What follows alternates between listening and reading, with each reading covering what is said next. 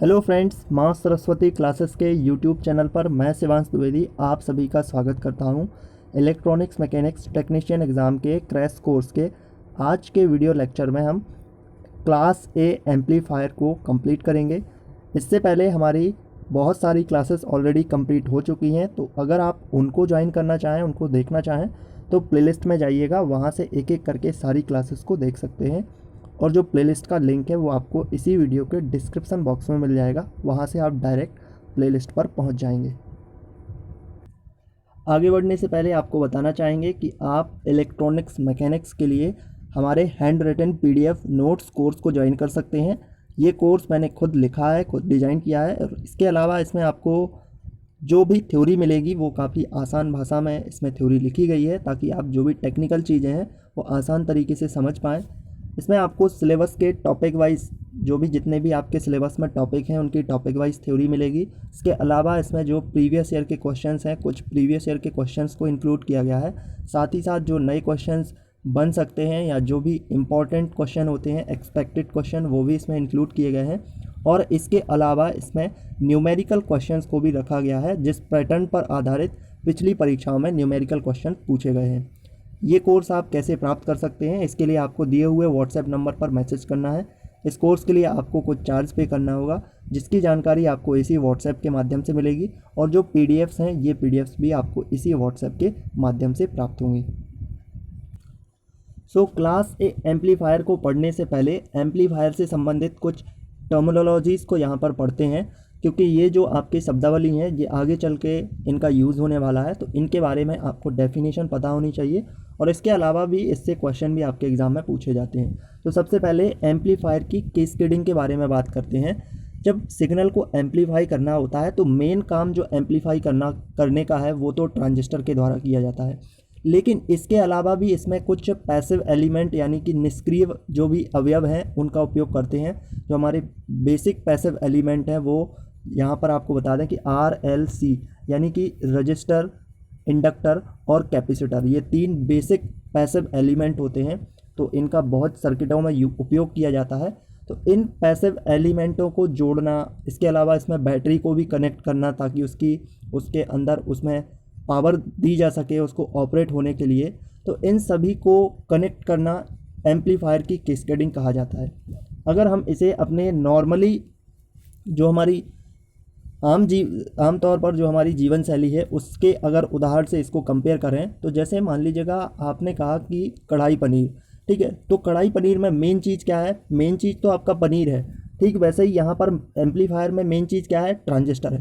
पर जैसे अगर आपने पनीर कहा या पनीर की सब्ज़ी कहा, तो उसके अलावा भी उसमें कुछ मसाले हैं, उसमें जो भी ऑयल है वो है, और भी बहुत सारी चीज़ें उसमें मिलाई जाती हैं, तभी जा कर के वो तैयार होता है, तभी जाके उसको कढ़ाई पनीर या जो भी डिश बना रहे हो उसको कहा जाता है।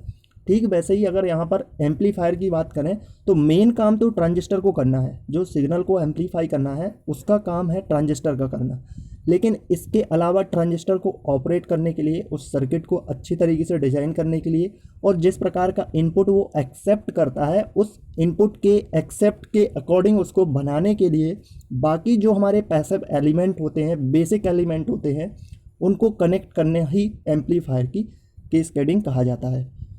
इसके अलावा इसमें दूसरी टर्मिनोलॉजी होती है फ्रीक्वेंसी रिस्पॉन्स। फ्रीक्वेंसी रिस्पॉन्स क्या होता है? फ्रीक्वेंसी रिस्पॉन्स से मतलब है कि हम एक ऐसा ग्राफ बना रहे हैं, जैसे कि हम बहुत सारी चीज़ों में ग्राफ बनाते हैं। अभी तक आपने क्लासेस में देखा होगा कि कई बार हम ग्राफ को बनाते हैं अपनी जो भी हमारी सर्किट है उसके कैरेक्टरिस्टिक यानी कि उसके अभिलक्षण को समझने के लिए। तो ग्राफ बनाते जब हैं तो उस टाइम पे हम कम से कम दो उसके जो एलिमेंट होते हैं या दो पैरामीटर होते हैं, उन दो पैरामीटरों के बीच एक ग्राफ को डिज़ाइन किया जाता है। ठीक वैसे ही अगर हम एम्पलीफायर की फ्रीक्वेंसी रिस्पांस के बारे में बात करें, तो जो एम्पलीफायर का फ्रीक्वेंसी रिस्पांस होता है वो वोल्टेज और जो भी सिग्नल उसमें इनपुट कर रहे हैं उस सिग्नल की फ्रीक्वेंसी के बीच जो भी कर्व बनता है। जैसे मान लीजिएगा यहाँ पर इस वाले आपने एक्स एक्सिस पर वोल्टेज को ले लिया, और जो वाई एक्सिस है इस एक्सिस पर आपने जो भी इनपुट में सिग्नल दिया था उसकी फ्रीक्वेंसी को ले लिया। ठीक है, यहाँ पर मैं एग्जांपल के तौर पर एफ एक फ्रीक्वेंसी है। तो इनके बीच जो भी कर्व मिल रहा है, अब ये डिपेंड करता है कि वो एम्पलीफायर किस तरीके से वर्क कर रहा है और क्या उसकी बेसिक प्रॉपर्टी है। उसके आधार पर मान लीजिएगा यहाँ पे हमें कोई कर्व मिला, यानी कि इस तरीके से कोई एम्पलीफायर है, उसका एक नॉर्मल एग्जांपल के तौर पे बात कर रहे हैं, तो ये एक कुछ कर्व मिला हमें, उसकी कैरेक्टरिस्टिक मिली, तो इसी को फ्रिक्वेंसी रिस्पॉन्स कहा जाता है। आगे चल के अगर ये शब्द उपयोग किया जाए एम्पलीफायर में तो आपको समझना होगा कि फ्रिक्वेंसी रिस्पॉन्स क्या होता है, या इसके क्वेश्चन भी आ जाते हैं एग्जाम में। क्वेश्चन पूछ लिया जाता है, बताइए एम्पलीफायर की जो फ्रिक्वेंसी रिस्पॉन्स होती है वो किन दो पैरामीटर के बीच बनाई जाती है। तो ये पैरामीटर जो है वो एक वोल्टेज है और एक फ्रिक्वेंसी है। तो इनके बीच जो भी हमें कर्व मिल रहा है, जब भी हम इसके ग्राफ को डिजाइन कर रहे हैं उसमें जो भी हमें कर्व मिल रहा है उसी को फ्रिक्वेंसी रिस्पॉन्स कहा जाता है।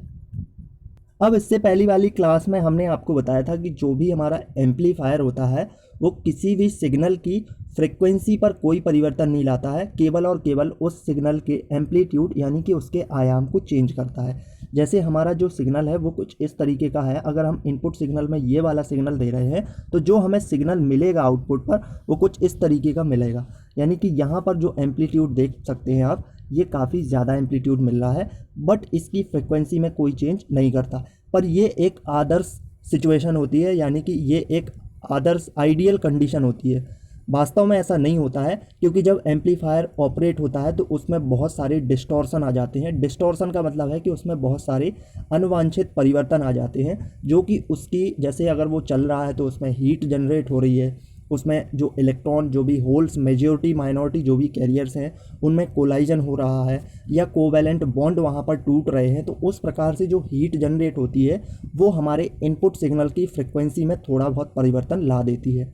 तो यह परिवर्तन जो होता है, तो एम्पलीफायर को अगर हम एक सर्टेन पॉइंट से बढ़ाते हैं कि अगर ये एम्पलीफायर है, ये कुछ लगभग मान लीजिएगा 5 वोल्ट तक ही जो भी हम इनमें इनपुट सिग्नल दे रहे हैं, एग्जांपल की बात कर रहे हैं, तो 5 वोल्ट के इनपुट सिग्नल को अगर ये चेंज कर रहा है और अगर हम चाहते हैं कि ये थोड़ा और चेंज करे, तो ये इसका एकदम बिल्कुल ये समझ लीजिए कि ये एक इसकी अच्छी कंडीशन है कि इस पर अच्छे तरीके से काम कर रहा है। पर अगर हमने इसके एम्पलीफायर को बढ़ाना चाहा, 6 वोल्ट कर दिया, तो क्या होगा, इस 6 वोल्ट की वजह से उस एम्पलीफायर में, यानी कि उसमें जो ट्रांजिस्टर उपयोग किया गया है उसमें डिस्टॉर्शन होगा और वो फ्रिक्वेंसी को, जो भी मेन फ्रिक्वेंसी थी उसको बढ़ा देगा। कहने का मतलब फ्रिक्वेंसी शून्य का मतलब यहाँ पर ये है कि जब हम इसमें एम्पलीफायर होता है वो जो मेन फ्रिक्वेंसी होती है उसमें कोई चेंज नहीं करता, ठीक है।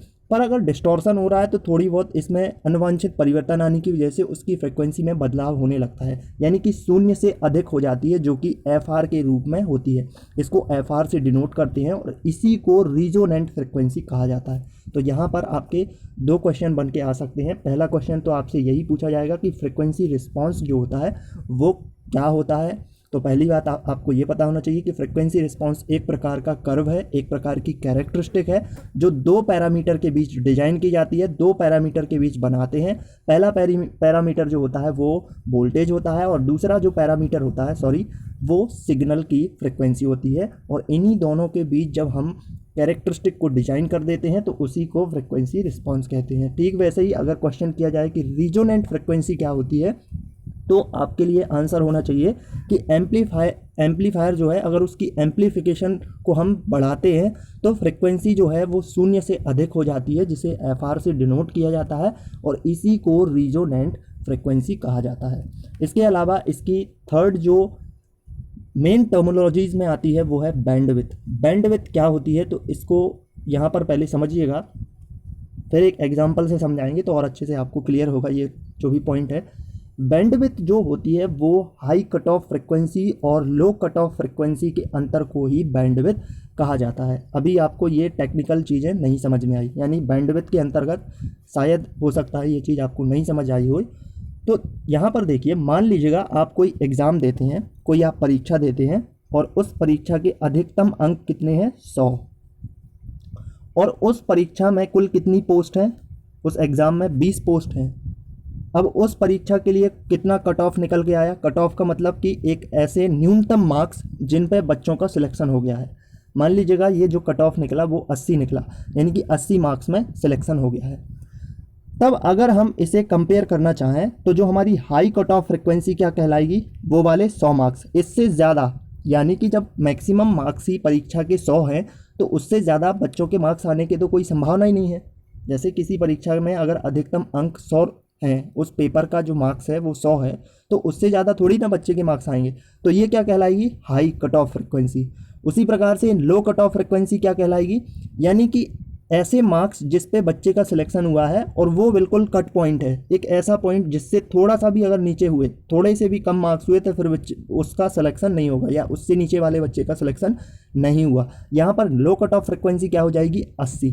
तो यहाँ पर आप देख सकते हैं कि जो 80 और जो 100 हैं, इनके बीच जितने भी बच्चे आ रहे थे उन्हीं बच्चों को सिलेक्शन हुआ है। तो यानी कि कहने का मतलब क्या है कि 20 पोस्ट थी वहाँ पर, और इन्हीं 20 पोस्ट पर जाने के लिए बच्चों के पास जो मार्क्स होने चाहिए वो 80 से लेकर के 100 के बीच के मार्क्स होने चाहिए। अब वो चाहे कुछ भी हो सकते हैं, 81 भी हो सकते हैं, 80.5 भी हो सकता है, कुछ भी हो सकता है, एक एग्जाम्पल के तौर पर आपसे बात की है।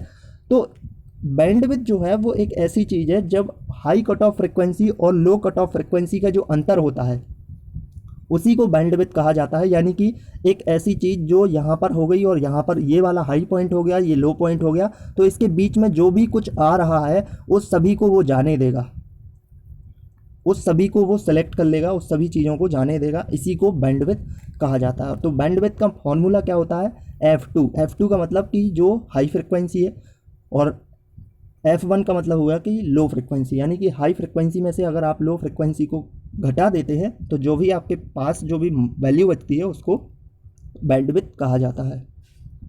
अब यहाँ पर एक और बैंडविड्थ आती है जिसको गेन बैंडविड्थ कहते हैं। तो गेन बैंडविड्थ क्या होती है, जैसे जो भी आपकी बैंडविड्थ है उसके बीच कोई ना कोई ऐसा पॉइंट होगा जो बीच में होगा। मान लीजिएगा हमारी हाई फ्रिक्वेंसी कितनी हो गई, 100, और लो फ्रिक्वेंसी कितनी हो गई, यहाँ पर एक एग्जांपल से समझते हैं, तो यहाँ पर मान लेते हैं 70। तो इनकी टोटल जो भी हमारी बैंडविड्थ आएगी वो कितनी आएगी, 30 आएगी। और 30 के बीच का पॉइंट क्या होगा, सबसे बीच का पॉइंट, और वो होगा 15। ठीक है, यहाँ पर उदाहरण से समझेंगे तो आसान तरीके से समझ में आएगा आपको। ये हमारी हाई कट ऑफ फ्रिक्वेंसी, ये हमारी लो कट ऑफ फ्रिक्वेंसी। तो टोटल बैंडविड्थ कितनी निकल के आई, 30, और टोटल बैंडविड्थ का मिड पॉइंट क्या होगा, 15 है। अब ये तो बैंडविड्थ हो गई। और बैंडविड्थ में अगर हम गेन का मतलब कि जो चीज़ हमें गेन होके मिली है, मान लीजिएगा जो भी हमने सिग्नल दिया था उसका एम्पलीट्यूड जो था वो 2 समथिंग यहाँ पर मान लेते हैं माइक्रोमीटर का था। एम्पलीट्यूड का मतलब जो उसका आयाम था वो, ठीक है। और हमें गेन कितना मिल रहा है, काफ़ी गेन मिल रहा है, 3 माइक्रोमीटर मिल रहा है या 4। तो जो गेन का मतलब जो लाभ मिल रहा है उसको गेन कहा जाता है। तो अगर हम जो भी हमारी बैंडविड्थ है उसकी मिड बैंडविड्थ को लेते हैं और जो गेन हमें मिल रहा है उसको गुणा कर देते हैं, उसका गुणनफल कर दिया जाता है, तो उसको क्या कहते हैं, गेन बैंडविड्थ कहते हैं। ये काफ़ी इंपॉर्टेंट है, इसको याद रखना आप कि क्वेश्चन अगर किया जाए कि गेन बैंडविड्थ क्या होती है, तो जो भी हमारी मिड फ्रिक्वेंसी होती है बैंडविड्थ की, उसका और जो हमें गेन मिल रहा है उसका अगर हम गुणा कर देते हैं तो उसी को गेन बैंडविड्थ कहा जाता है। आई होप आपको ये तीनों टर्मिनोलॉजीज समझ आ गई होंगी। अब हम आगे क्लास ए एम्पलीफायर को कंटिन्यू करते हैं। अगर आपको क्लासेस अच्छी लग रही है तो प्लीज़ वीडियो को लाइक कर देना, अपने फ्रेंड्स के साथ ज़रूर शेयर करना जो भी आपके दोस्त तैयारी कर रहे हैं। और इसके अलावा आप चैनल पर अगर नए हैं तो सब्सक्राइब ज़रूर कर लेना ताकि आगे जो भी आपके वीडियो आएँ उनकी नोटिफिकेशन आपको आसानी से मिल सके। तो क्लास ए एम्पलीफायर, यहाँ पर जो एम्पलीफायर होते हैं बेसिकली ये जो एम्पलीफायर हैं इनको कैटेगरी किया गया है 4 प्रकार से। एक क्लास ए एम्पलीफायर, एक क्लास बी एम्पलीफायर, ठीक है, एक क्लास यहाँ पर लिख देते हैं ए बी एम्पलीफायर, और एक होता है क्लास सी एम्पलीफायर। यहाँ पर ए बी इस तरीके से का मतलब क्या होता है, तो जैसे मान लीजिएगा कुछ बच्चे हैं, यहाँ पर 10 बच्चे हैं, उनमें से जो 2 या 3 बच्चे हैं वो काफ़ी अच्छे मार्क्स लाते हैं, 90% या 95% मार्क्स लाते हैं, तो उन बच्चों को किस कैटेगरी में रखा जाएगा, क्लास ए कैटेगरी में। यानी कि ये काफ़ी अच्छे जो हैं परफॉर्मर होते हैं, ऐसा इनको बारे में कहा गया है, ठीक है। और उसमें से कुछ बच्चे हैं जो इनसे कम मार्क्स लाते हैं, लगभग 2-3 बच्चे हैं जो लगभग 80% के बीच आते हैं। तो जो यहाँ पर क्लास बी एम्पलीफायर है वो उस कैटेगरी में आ जाएगा। तो क्लास का मतलब क्या है कि जो क्लास ए एम्पलीफायर होता है वो पूरे सिग्नल को ही यहाँ पर प्रोसेस कर देता है, पूरे सिग्नल को एम्पलीफाई करता है, 360 डिग्री में एम्पलीफाई करता है। तो 360 डिग्री क्या होता है, जैसे हमारा ये सिग्नल यहाँ पर आपके पास दिखाया गया है कुछ इस तरीके का है। तो अब आप कहेंगे ये 360 कैसे है।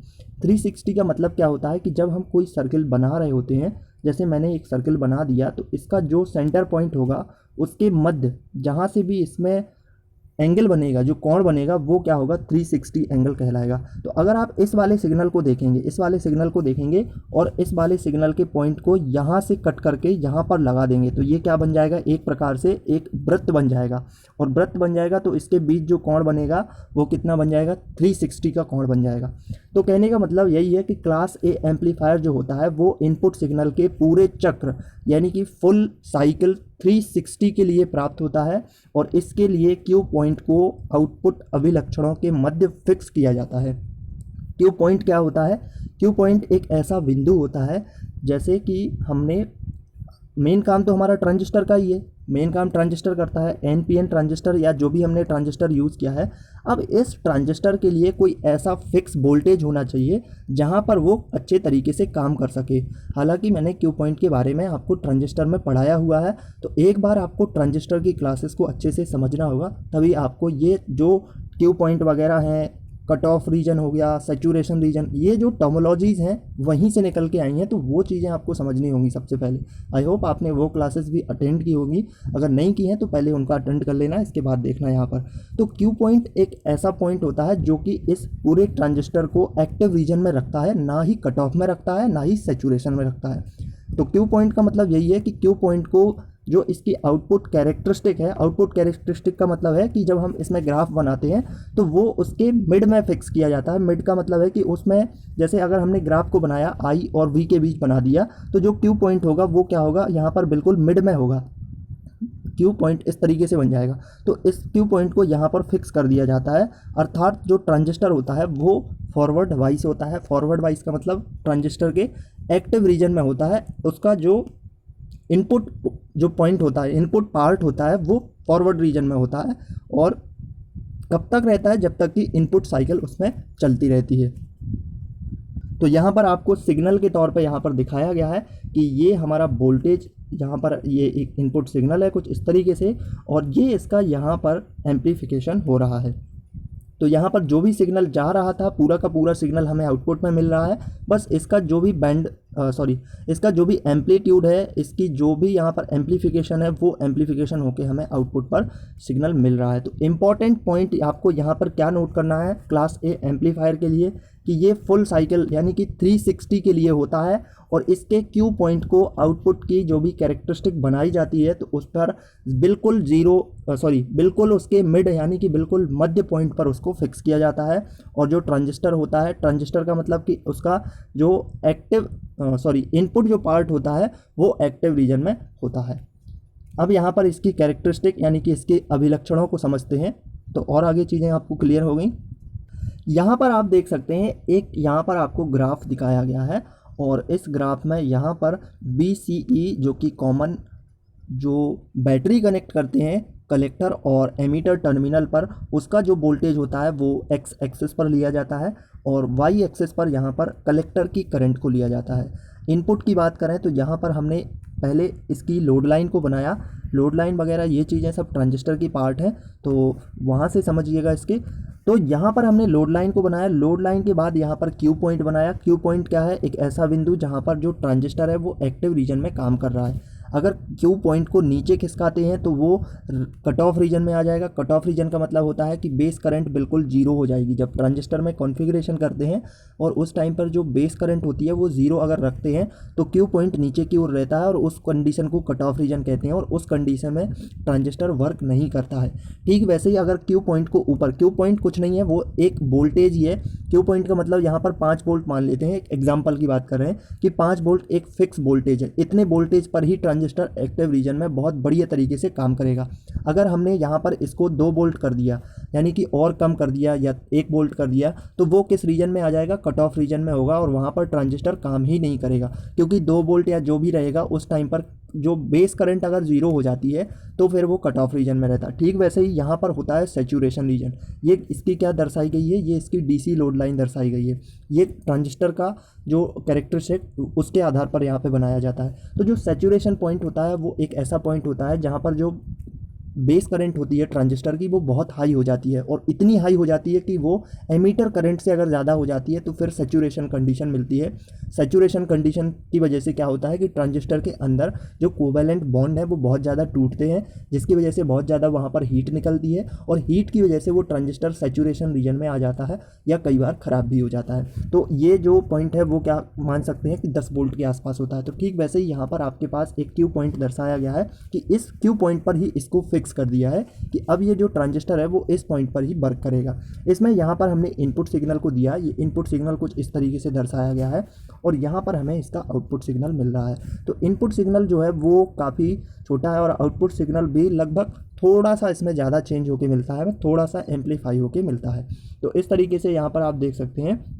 पर जो क्लास ए एम्पलीफायर है उसका हाई फिडिलिटी जो आउटपुट होता है उसके लिए इसका यूज़ किया जाता है। तो यहाँ पर ये जो पॉइंट है वो काफ़ी इंपॉर्टेंट है, आपको इसका याद रखना होगा कि जो क्लास ए एम्पलीफायर है वो हाई फिडिलिटी आउटपुट के लिए या हाई फिडिलिटी ऑपरेशन के लिए इसका उपयोग किया जाता है। यहाँ पर मैं आपको पहले ही बता चुका हूँ कि जो एम्पलीफायर है वो बहुत कम एम्पलीट्यूड के सिग्नल को एम्पलीफाई करता है, और यदि जो ट्रांजिस्टर है वो सैचुरेशन रीजन अथवा कट ऑफ रीजन में चला जाता है तो फिर उसमें डिस्टॉर्शन होने लगता है। कहने का मतलब वही है कि अगर यहाँ पर आ जाएगा, इसकी जो लोड लाइन है उसमें अगर हमने वोल्टेज बहुत ही कम रखा तो कट ऑफ रीजन में रहेगा, और कट ऑफ रीजन की वजह से वो ट्रांजिस्टर अच्छे से काम नहीं करेगा, और काम नहीं करेगा तो उसमें थोड़ा बहुत डिस्टॉर्शन होगा, यानी कि अनवांछित परिवर्तन आ जाएंगे हमारे सिग्नल में, उसी को डिस्टॉर्शन कहते हैं। या सैचुरेशन रीजन में पहुँच गया तब भी हमारे डिस्टॉर्शन इसमें बन सकते हैं। तो यहाँ पर क्यू पॉइंट पर ही इसको फिक्स किया जाता है, और ये जो है बहुत कम एम्पलीट्यूड वाले सिग्नल को एम्पलीफाई करने के लिए उपयोग किया जाता है।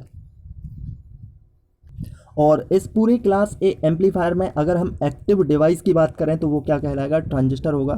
तो इसका आउटपुट भी बहुत कम होगा क्योंकि इसमें कम जो इनपुट सिग्नल है उसका एम्पलीट्यूड जो होता है वो कम होता है, और उसी आधार पर इसमें जो आउटपुट मिलेगा उस आधार पर एम्पलीफाई होकर हमें आउटपुट मिलेगा। अगर इसकी इफ़िशियंसी यानी दक्षता की बात की जाए तो क्लास ए एम्पलीफायर जो है उसके रजिस्टिव लोड के साथ इफ़िशियंसी 25 यानी कि 25% होती है। वैसे जो इफ़िशियंसी है वो दो प्रकार यानी कि दो तरीके की होती हैं इसकी इफ़िशियंसी क्लास ए एम्पलीफायर की, एक 25% भी होती है और एक 50% भी होती है। तो इसमें आपको कन्फ्यूज नहीं होना है। 25% उस क्लास ए एम्पलीफायर की होती है जिसको डायरेक्ट कपल्ड किया जाता है। डायरेक्ट कपल्ड करने का मतलब है कि उसमें किसी भी प्रकार का कोई ट्रांसफार्मर उपयोग नहीं किया गया है। इसी प्रकार अगर 50% इफ़िशियंसी की बात करें तो उन क्लास ए एम्पलीफायर की होती है 50% इफ़िशियंसी जिनमें ट्रांसफार्मर को कपल्ड किया जाता है। तो इसमें आपको कंफ्यूज नहीं होना है।